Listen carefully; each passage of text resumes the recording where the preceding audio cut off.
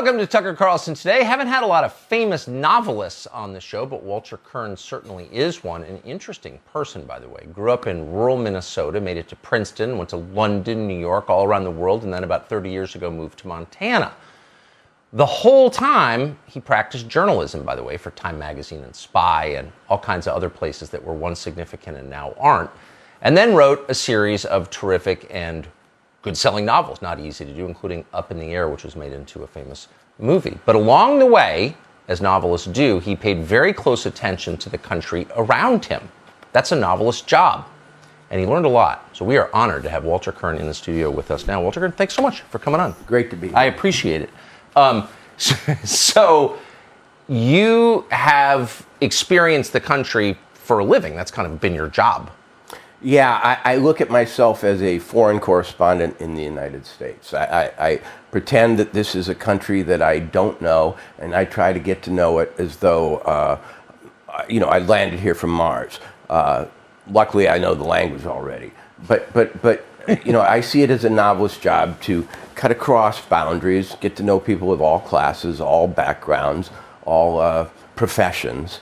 And I also am a person who likes to drive, so I spend about 30,000 miles per year, or put about 30,000 miles per year on my car, just knocking around, talking to whoever will talk to me, and building up my knowledge and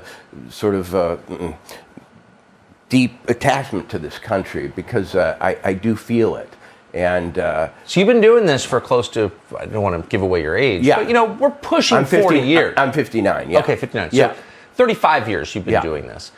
A lot of us have the sense that the country has changed quite a bit in the last year and a half. That sense would be correct. Okay, so give us your take on how you think it has changed, just from reporting on it. Well, the United States is a place that, even though it appears homogenous in the media, has a lot of pockets and a lot of differences in it. Regional accents and ways and foodstuffs and so on have gotten a little bit homogenous due to the sort of corporatization of everyday life. But still, when you get on the ground and you go from Utah to Alabama, say, you experience maybe 30 different little countries.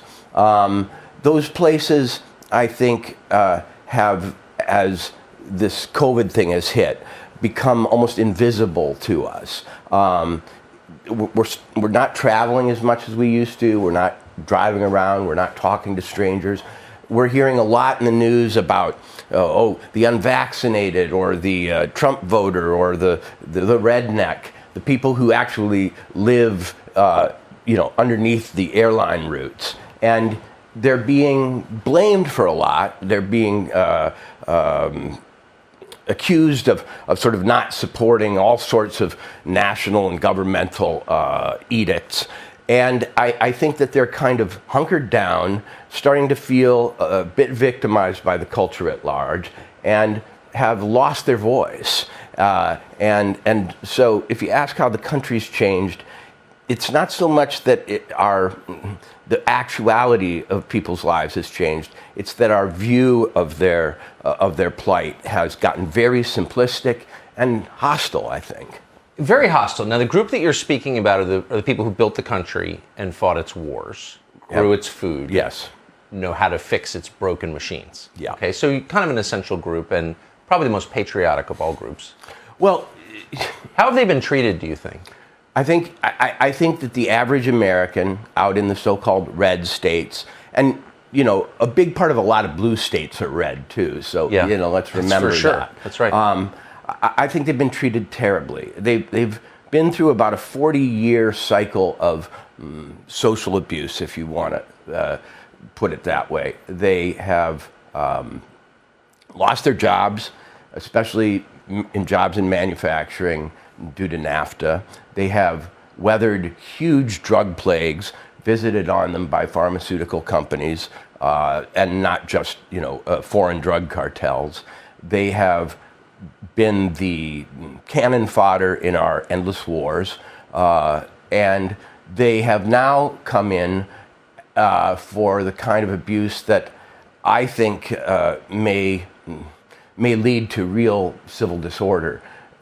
because they are being blamed for a pandemic that was actually fomented at the highest levels Yes. and by scientists and sort of Dr. Strangelove mad scientists. And now it's once again the guy in Paducah, Kentucky, or inner Mississippi who is being told that he's at fault for national weakness, for people in the hospital, for COVID resurgent. And besides the fact that it's not true, it is a kind of scapegoating that is detestable, because you're blaming the very weakest. You're blaming the people who over and over have been the butt of jokes and a kind of hostility that seems never to end. Why is no one defending these people?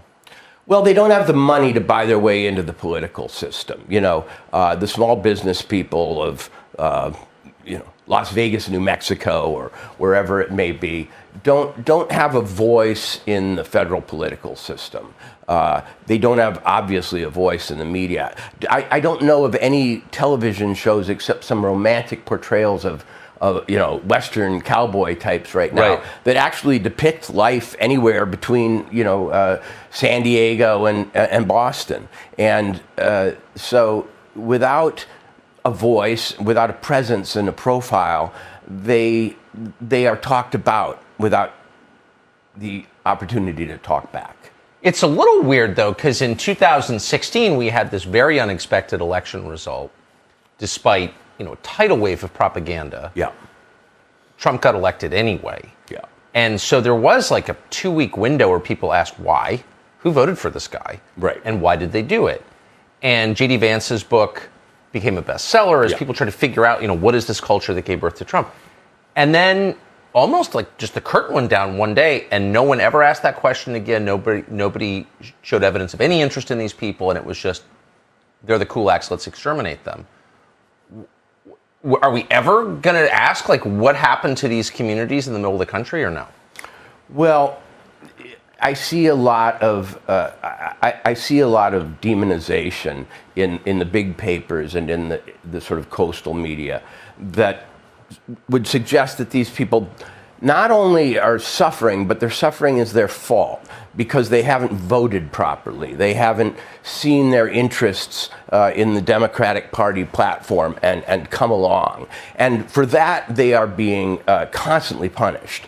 I think there's some recognition that things are wrong, that the opiate crisis is real, that the meth crisis is real, that the deindustrialization of the country is real, that the returning veterans of Afghanistan and Iraq face very difficult lives.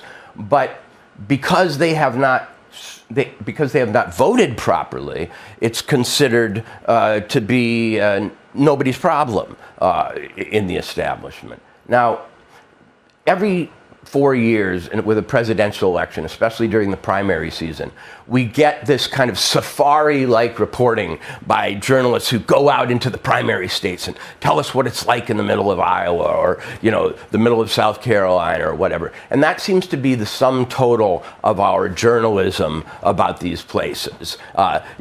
They go into diners and they interview a few people and act as though they've suddenly, like Walt Whitman, discovered the American grassroots, but they're then abandoned and sort of spoken over for the rest of the time. I think that with this last election, they were absolutely not even given lip service,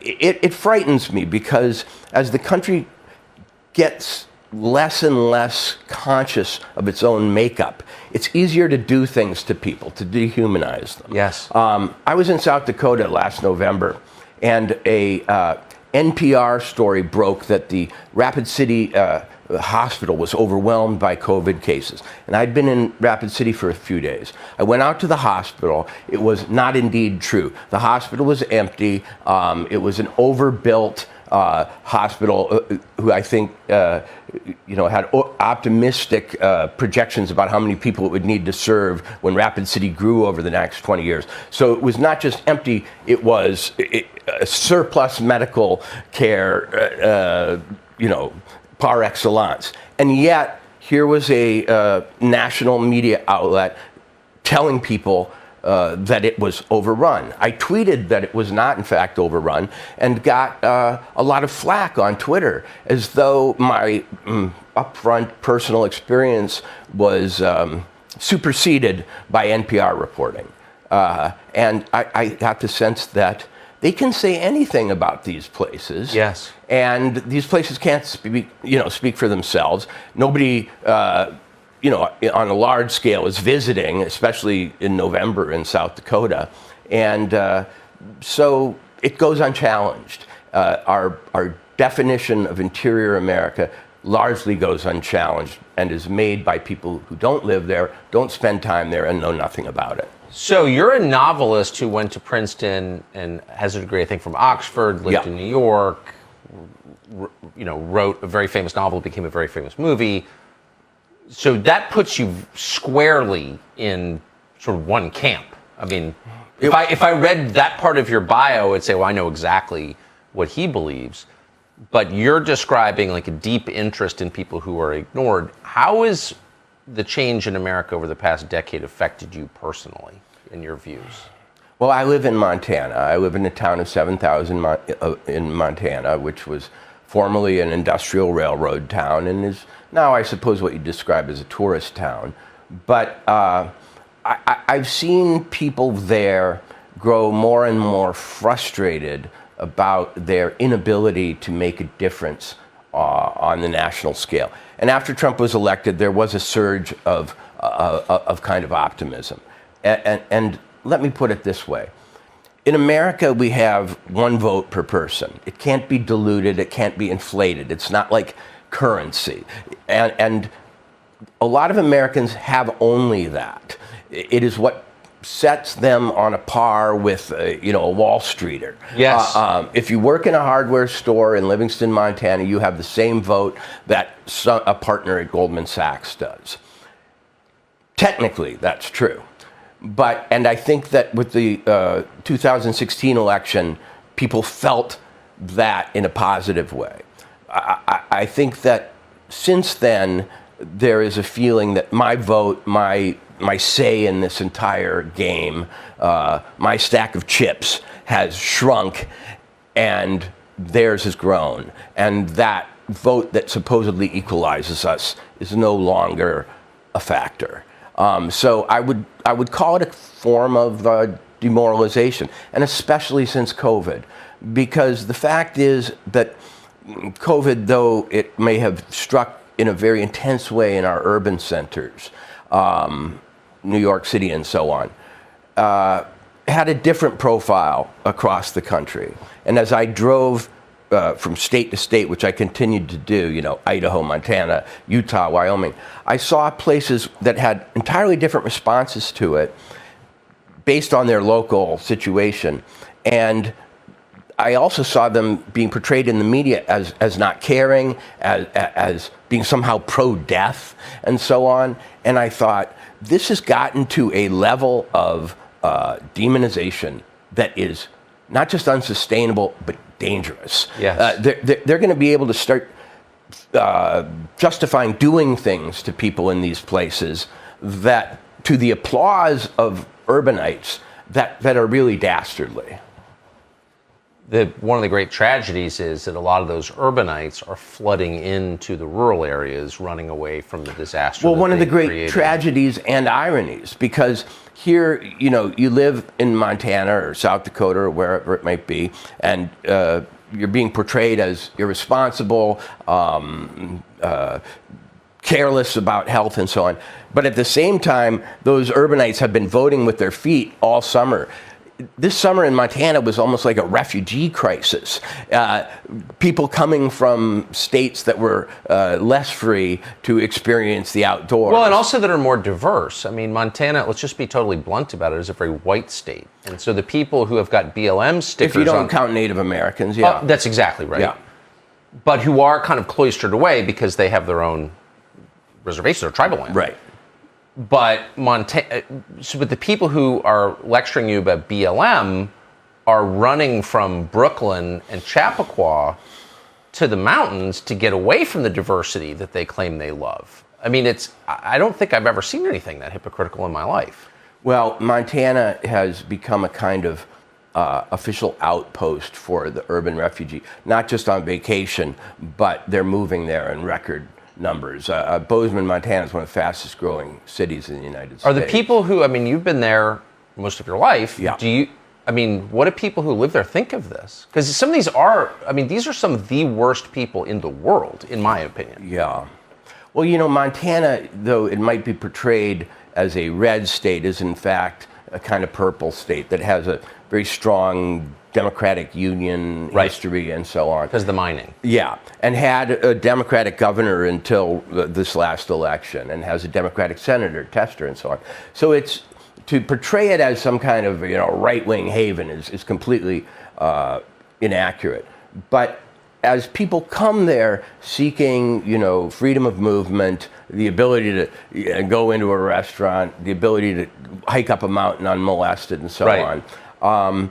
They are, I think, showing Montana just how bad it's gotten in the rest of the country, and I think there's a kind of anxiety in the state that its traditions, its sort of legacy ways of doing things are about to be overwhelmed by a very urban, affluent, and somewhat left-wing invasion. It's just horrible. I'd much rather have Guatemalans come into my neighborhood than have people from Williamsburg. Just me. That's just me. But I mean it too. So you said that COVID has been used as an instrument by the people in power to divide the country and suppress and demoralize the population. That's how I see it, absolutely. I completely agree. This has been going on for a year and a half, and then all of a sudden we get the vaccine, which is supposed to make life better, and that is used as an even heavier cudgel to beat people over the head. How divisive has the vaccine program become, do you think? The vaccine program and the prospect of a vaccine passport, especially a digital vaccine passport, are to me the most divisive developments of my lifetime in terms of setting family member against family member, generation against generation, city person versus country person. Now, I don't know the numbers on Montana's vaccine compliance. They're probably middling. But there is nothing particularly resistant or rebellious about Montana's reaction to the vaccine program. At the same time, it is being lumped with places as though it represents an insurrectional denial of modern medicine. So just being from Montana causes one to catch flack. I mean, all the time I hear people say, "Why do you live there? How can you live there?" And because not enough. Yeah, based on a perception of it as having an unvaccinated population. Secondly, just in general, and not speaking about Montana, once you get into each other's business at the level of health, once you start to question the hygiene of each individual and treat them as a perhaps sort of radioactive or infectious being, social distancing becomes automated. In other words, they used to have to tell us to stand apart, but now I think people are starting to develop actual fear of each other, actual a sort of revulsion toward those that they feel are, not going along with the program. And as we start to make it the business of private enterprise to check papers and do things like this, you're going to see a kind of undoing of the social fabric that I think is unprecedented. People are going to stop going places, start going places, avoid each other, confront each other day after day until we reach a kind of peak mutual hostility. And it's being egged on by the politicians. They are making this the ultimate battle of left, right, and every other cultural divide. And I don't want to see how it ends. So you said that your main concern underlying all of our vaccine policy is a digital vaccine passports. Absolutely. What do you mean by that? Okay, so last spring I was driving into Utah and my phone got an alert, like an Amber Alert sound, and the Utah authorities told me I'd passed into their state and that I had to sort of respond to register that I was there. I'm sorry to ask you to pause. How did the Utah authorities know you were in their Well, state? through GPS. They every phone is moving through space tracked by satellites, and somehow Utah had, when I crossed that border, detected a new entrance into the state, and they asked for their quarantine policies that I respond. Now, imagine this on a vast and complicated scale in which everybody you're with, every place you go, every move you make is both tracked physically, and then perhaps you are asked to do something in return, and that's just one level of control that will go into these digital passports. They will become remote control for people. We will be subject to the clicks of the remote controlling authorities in a way that only dogs now have to experience. Dogs inside invisible electronic fences or with training collars on. I think it's that bad. It's science fiction come true at a level that is almost unbelievable for anybody like me who spent his life reading dystopian novels, reading the literature of, incipient totalitarianism. Yes. Did we not learn anything in high school? I mean, my youth in Minnesota, studying, literature or just taking English classes in junior high involved, reading about the dangers of banning books. Well, we have cancellation now. In Fahrenheit 451, reading about the dangers of changing the historical record to reflect the needs of the party in power. We had that in 1984. That's going on right now, too. And finally, this book, Brave New World, about the sort of drugging and narcotic saturation of the human mind. Soma, exactly. Such that they have no interest in rebelling, no interest in challenging their leaders.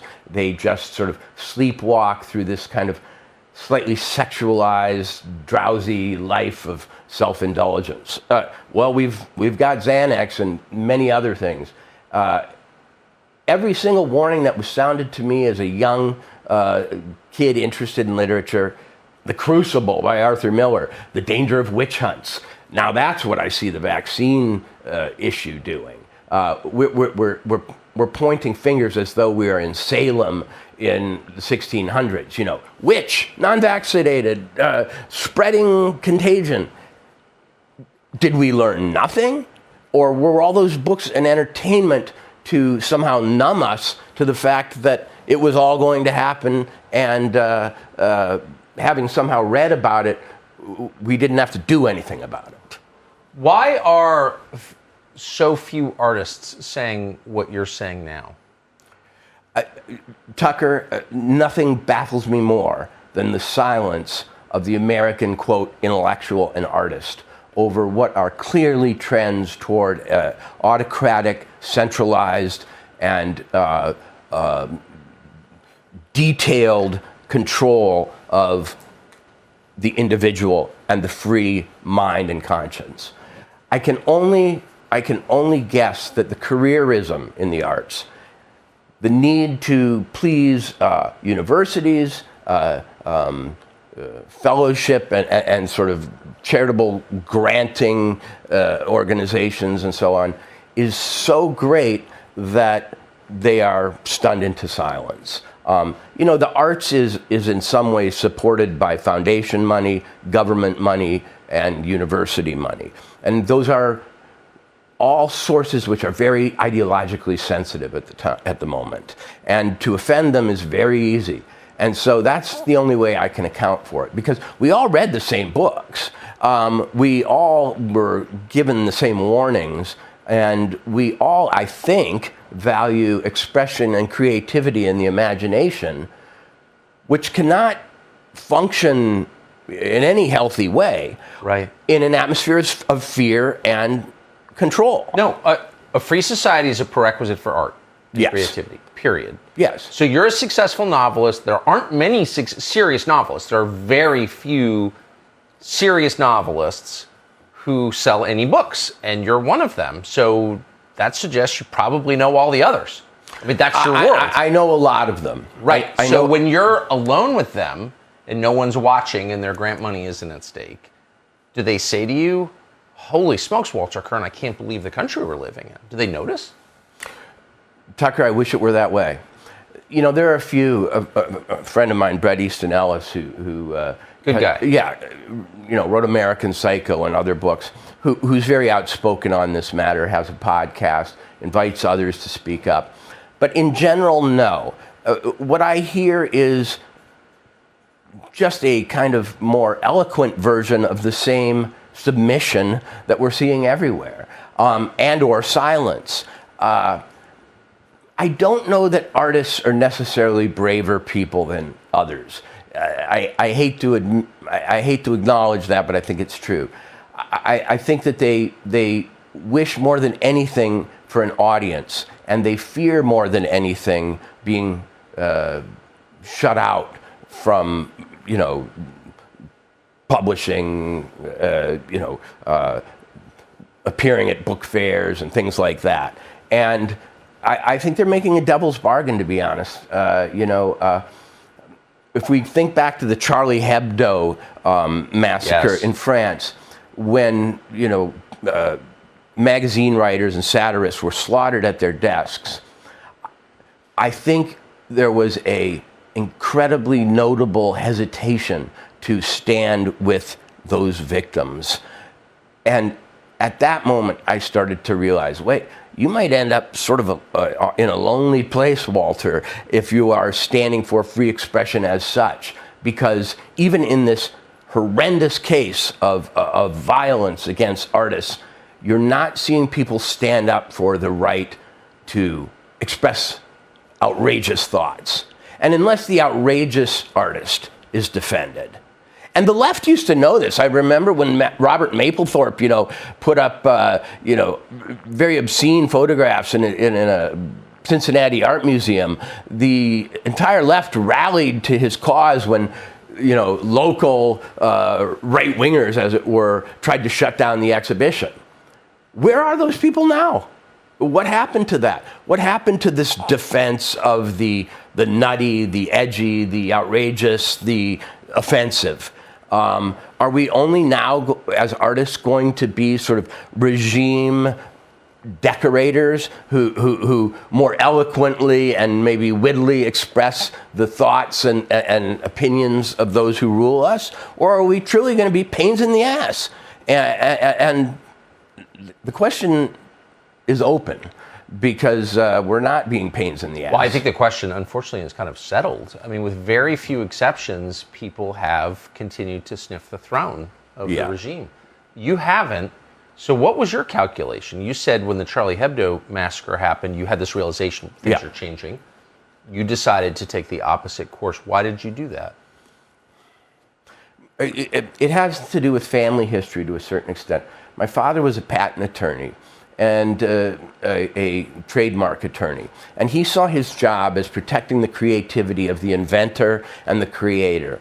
And that was an ethic that was transferred to me as I grew up. When I started to see that expression that offended, and especially offended the state, was under siege, I made a conscious decision to go the opposite way. I thought we all get a chance in history to stand up for the values that we hold most deeply. And here was mine. It was a challenge. I mean, here was a fight that I had a real side in, a real belief about, and to have succeeded as an artist and yet not defend the conditions under which art was possible seemed to me to be a hollow and cowardly act.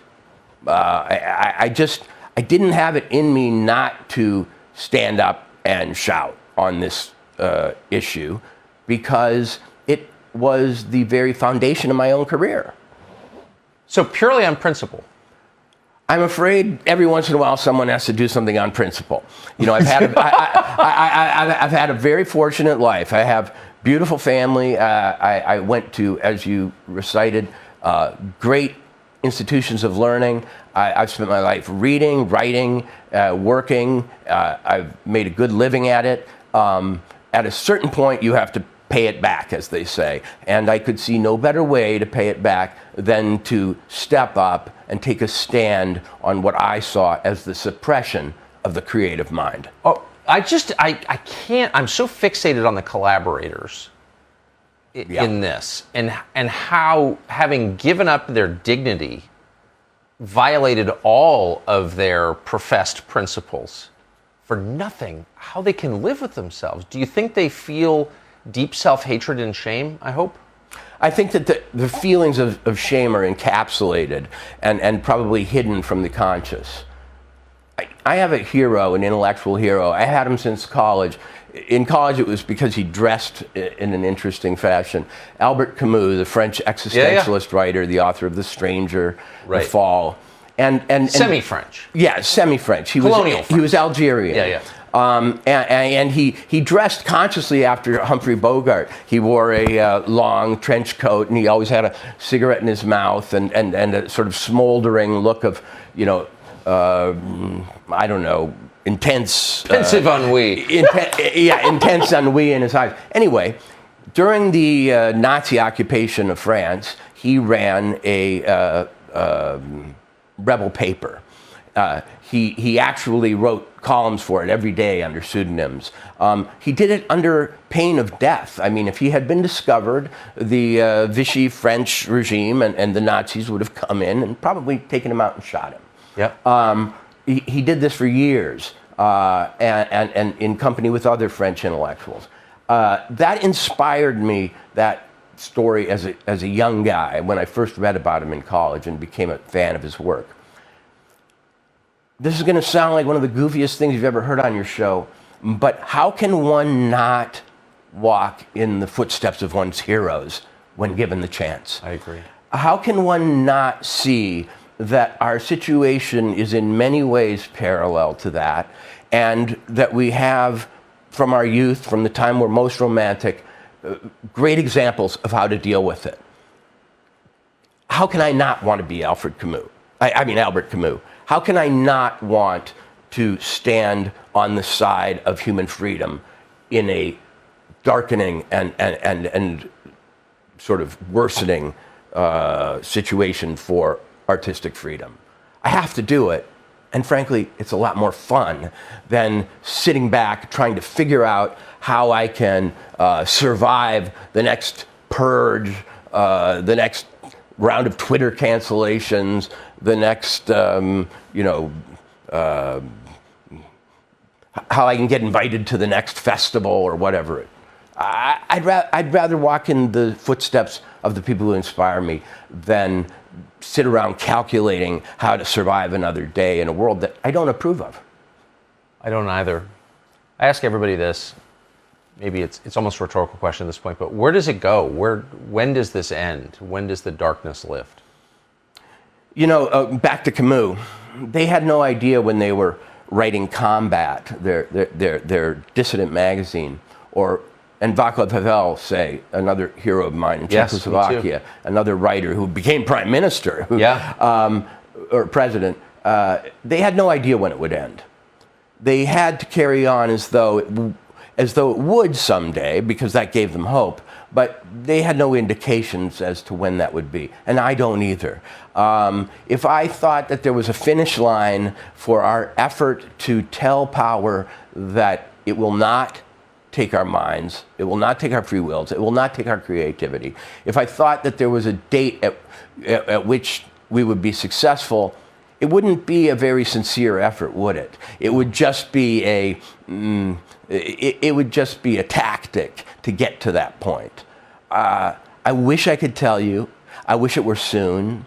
I wish it were not a matter of years, but a matter of months. But I fear it will be a matter of years, because the powers that are arrayed on the side of technocratic control and imaginative constricting are incredibly well funded, and as yet seem to be somewhat popular with the masses.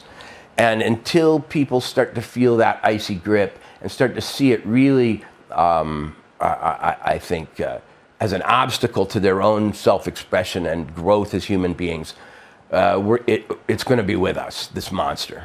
Yeah.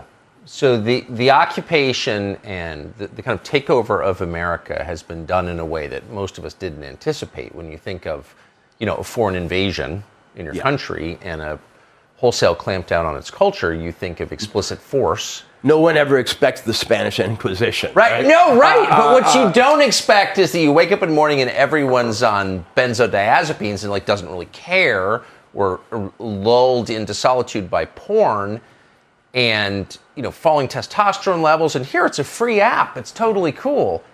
It happened in a much more subtle way, because the model for everything in our politics is the 1940s, where things were done by force. This was far more insidious.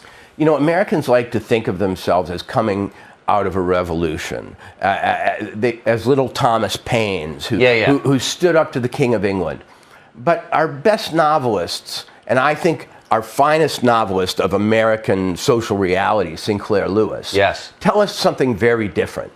It's that Americans are, in fact, a commercial people who like to get along in groups, are very agreeable, and tend to mouth a lot of platitudes until the last possible moment. His books like Babbitt and Main Street tell us that we go along to get along in this country, that we're not, in fact, these fiery rebel cowboy, outsider, private detective types of romantic literature. And sadly, I think Sinclair Lewis has been proved correct. People's desire to make that next dollar, and I don't blame anyone for wanting to make a living in this country. But that's being used against us, and that need to get along, and that desire to be nice. When Americans go abroad, they are often seen as somewhat innocent, naive types. And I think we are a kind of innocent, good-tempered country. But when you're being pushed by powers that want to take from you the liberty that you've had and for ages, good nature is not the best tactic, and our good nature has been tested for a long time, and we seem to keep coming up with more of it. We seem to keep coming up with more excuses, more smiles in the face of a real challenge, and so I wonder if our fighting spirit is either just very much more submerged or doesn't exist in the way we hoped it did. Yeah. So your view of the country has clearly changed as someone who's covered it. My view of I am shocked.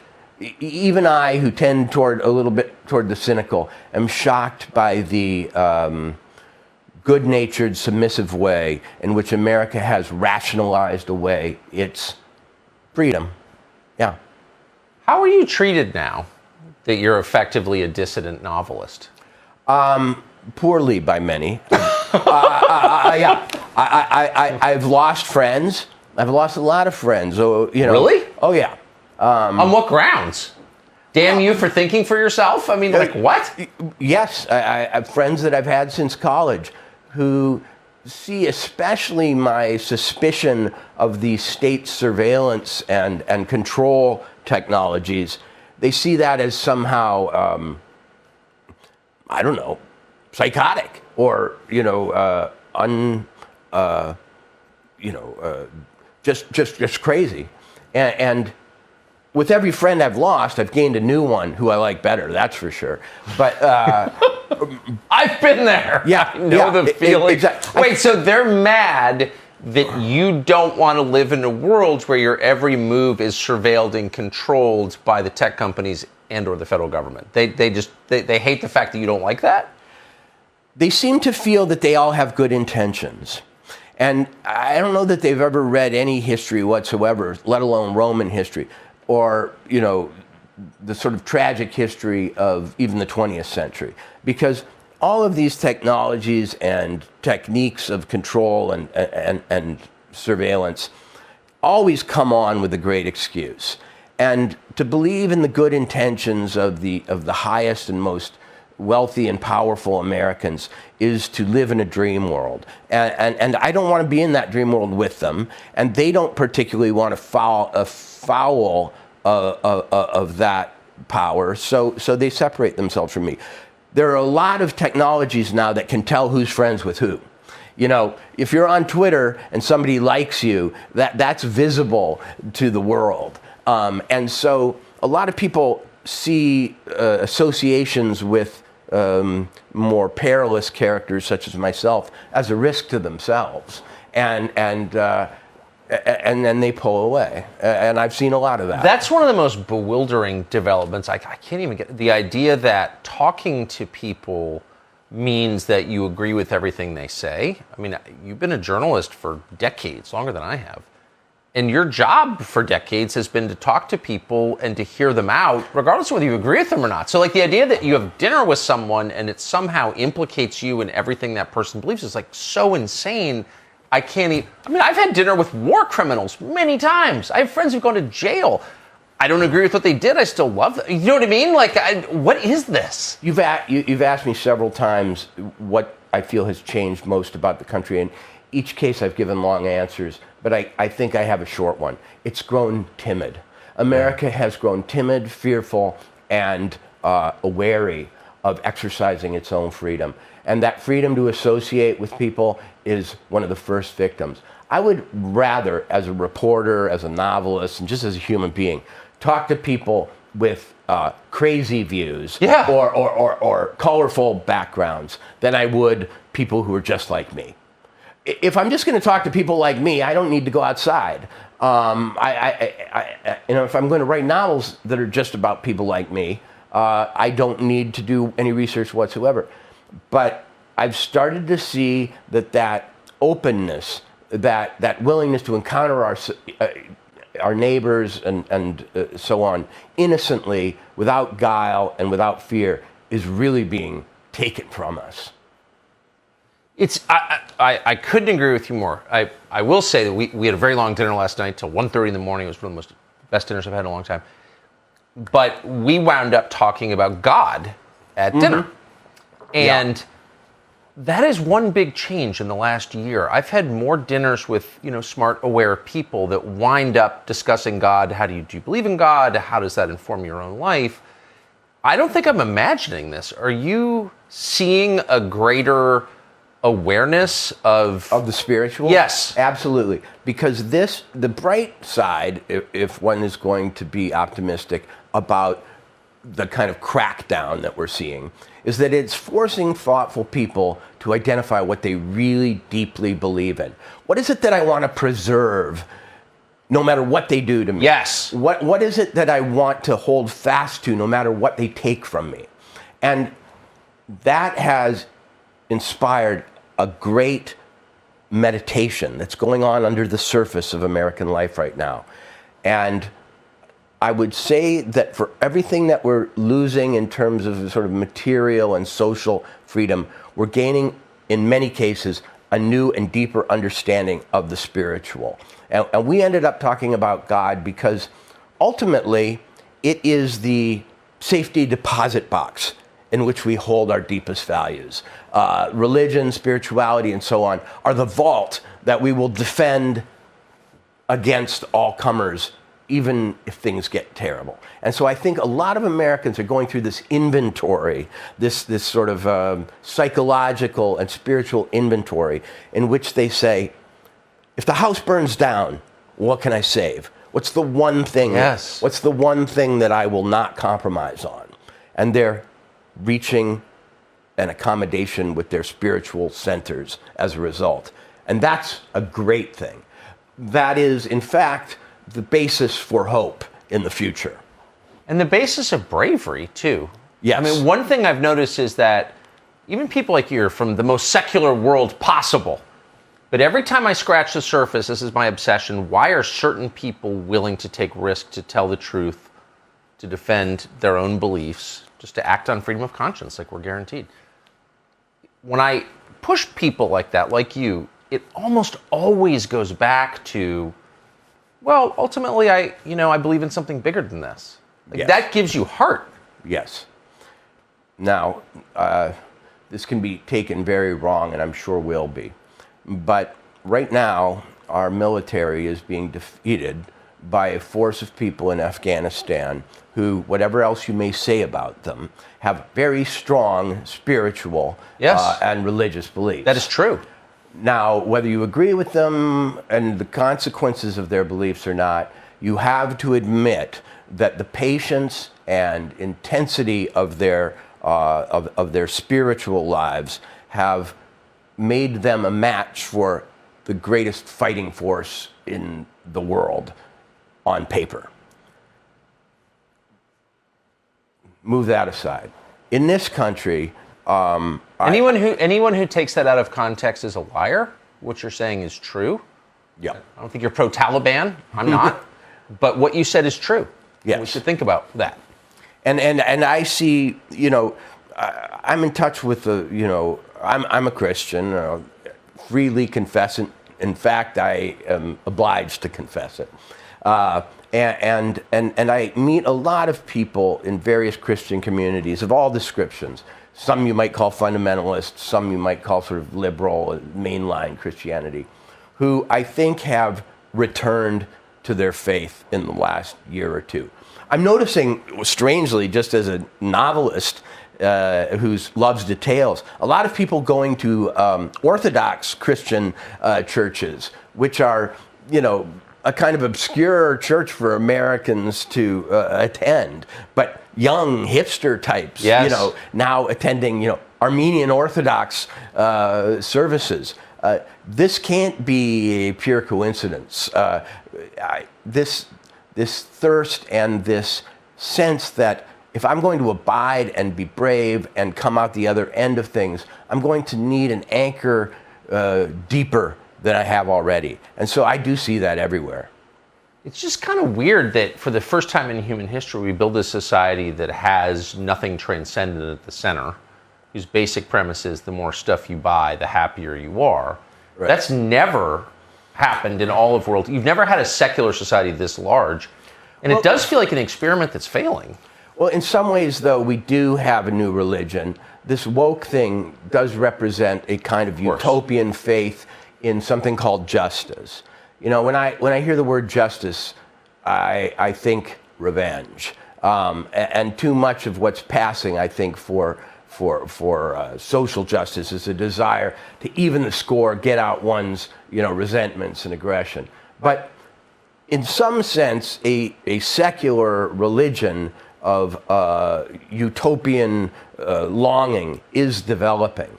It seems to me very dangerous because it's predicated on the notion that we must avenge all the sins of the past. Right. And that could be a very long and terrible process, and one I doubt we'll get right. So on the one hand, you have this kind of empty, consumerist, secular, just sort of wandering way of living that has become the norm. You also have these extremely fiery left-wing Marxist revolutionaries who are looking towards some future of, absolute equity or whatever it is. And then you have all sorts of people, Christians, Buddhists, Muslims, etc., who I think are consolidating their spiritual beliefs. I didn't take a poll. I can't tell you what the numbers are, but I proceed as a novelist from talking to people and noticing patterns, and I am seeing that whatever people's beliefs are, they seem to be strengthening them, and those with none seem more lost than usual. Yeah, which is saying a lot. So I just got to end by asking you, since you're a novelist working against this backdrop where they're just, I'm not a novelist, wish I was, but I see, almost an infinite number of potential novels to write based on what we're going through now. What are you going to write next? Well, I'm working on years ago, I met a guy in a hot springs in Idaho. He had just graduated from high school. He was just a working class kid from a little town in Idaho. And we got to talking. And I said, well, so what are you doing? What's going on in your life? And he said, well, I'm about to set out tomorrow to go to the oil fields of North Dakota, and then I'm going to go up to Alaska and fish, because my uncle told me that we have 5 years before people like me are replaced by robots, before people like me will have no ability to make money, save, live the American dream. So I'm setting out tomorrow. And I thought, well, I just met Huckleberry Finn, and his adventure is to be the last, boy hero of America before automation sets in and his freedom and other privileges are taken from him. So I'm writing a novel about that kid. Do you know what happened to him? He prevails. No, but in real life. In real life, do I know what happened to him? In fact, I don't. I was able to keep in touch with him through social media, and then I wasn't able. And he lived in a very difficult situation, very difficult small town situation with family that were troubled. And, I hope that he got out of town and was able to execute on his plan to put a little money away before the robots took over. And sometimes I wonder if, in fact, with COVID, we are seeing a kind of accelerated move toward automation, because the more people are told that one another are infectious and so on, the greater an opening to be replaced by machines. The robots are taking over, aren't they? Well, they are in some sense. The AI, the robots, the scanners, the phone apps, they've all in some ways replaced human activity, and that seems to be a one-way trend. And being afraid of our very biological selves is only going to accelerate that trend. Are you more afraid? How has it affected you as a person? They're telling you you're dirty. Yeah. You're infectious, don't touch other people are scary, the physical is dangerous. This will make me unpopular with some of your viewers, but since the beginning of COVID, I have taken minimal precautions personally. I wear a mask in those places that require it, and so on, but I've refused to have my life and my habits transformed by this pandemic. That's my choice. Some may see that as selfish, that somehow I put others at risk by refusing to be cowed, but I don't see it that way. I feel, especially as a novelist, as a reporter, and so on, obliged to keep my eye on the world during this time. I don't feel like going inside, holding up, and ordering in. That would be the exact wrong response for a writer and a student of human nature. Has it paid off? Well, I think it has. I'm a lot happier than a lot of the people who've been, cooped up in their apartment, on ordering from Postmates. My immune system feels strong, and I feel that I have been witness to a period in history that, for whatever else you think of it, is darn interesting. And I have not, as I say, limited my movements. And I probably have the material for 10 novels as a result. It feels like, listening to you, I keep thinking, this man does not seem particularly terrified of dying. No, I'm not. My father died in the midst of COVID, at the peak of it, in May 2020. He had ALS. He had a very fast-moving form of ALS, Lou Gehrig's disease, that took him in 6 months. I was able, despite a lot of COVID rules, to bring him from his home in Arizona to his cabin in Montana and be with him and at his side as he died. He wanted to look out on nature. He broke a lot of quarantine rules and so on to be able to do it as he passed away. And sitting at his side and in the midst of this huge society-wide panic and sort of shepherding him over to the other side gave me perspective that I hope a lot of people don't ever have to have in some ways. But it also deepened my sense that there's more going on here, that the soul continues, that our petty and everyday concerns are of no real consequence in the great scheme of things. And it was the second parent whose bedside I've sat at as they moved on. And it was hard to get it up for the daily panic after that. Yeah. So it made you, watching your beloved die, made you less afraid of death? Yes, it did. My father was a football player, a son of a gun, a trial lawyer, a advocate for people who filed patents and had ideas. He fought in court for them, and he wanted nothing more for me than that I do that in my realm. He used to say to me when he was healthy, sometimes I'd go on a TV show or a book would be published, and he'd say, "Walter, go get him," And it's great to have that inspiration from a parent. And I think when parents die, we try to take the thing that they wanted for us most and execute on it and bring it to the fore in our personality and in our lives. And the guy was a fighter for creativity, the imagination, and the little guy. He was a big guy and who had the ability to stand up for the little guy when sometimes the little guy couldn't. And those are the traits that I most want to act out myself in his honor. Well, you are. And it's a tribute to him. Walter Kern, thank you. Thank you. Tucker Carlson Today is the name of the show. New episodes Monday, Wednesday, and Friday on Fox Nation. We will see you every weeknight at 8 p.m. on the Fox News Channel.